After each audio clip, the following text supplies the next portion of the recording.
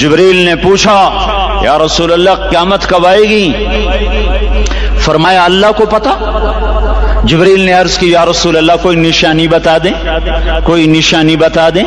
تو آپ نے فرمایا جب تم دیکھو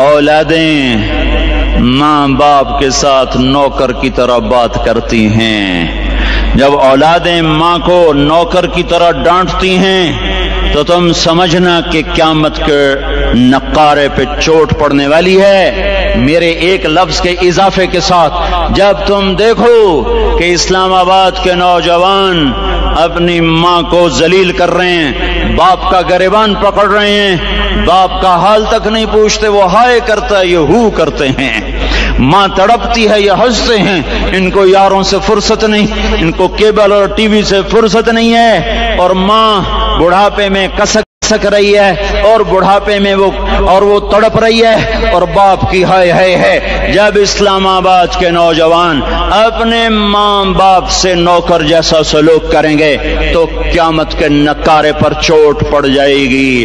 میرے نبی نے یہ نہیں کہا جب حکمران شرابی اور زانی ہو جائیں گے، اور جب فوج والے بددیانت ہو جائیں گے، اور جب پولیس والے رشوت لینے والے بن جائیں گے، اور جب افسران وہ بددیانت ہو جائیں گے، نہیں، کب قیامت آئے گی؟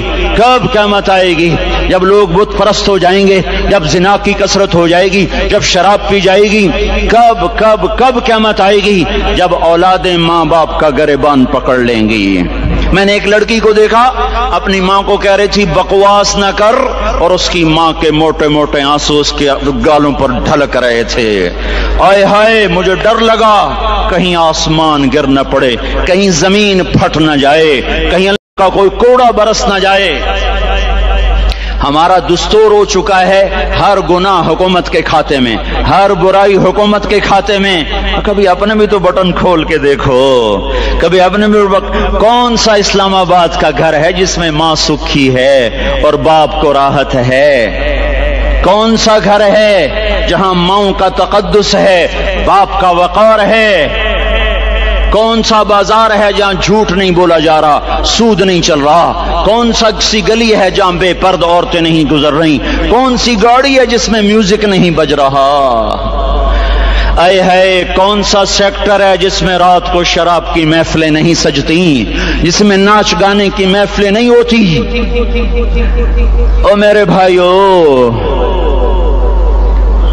تو ادھر ادھر کی نہ بات کر، یہ بتا کہ قافلہ کیوں لٹا، مجھے رہزنوں سے گلہ نہیں۔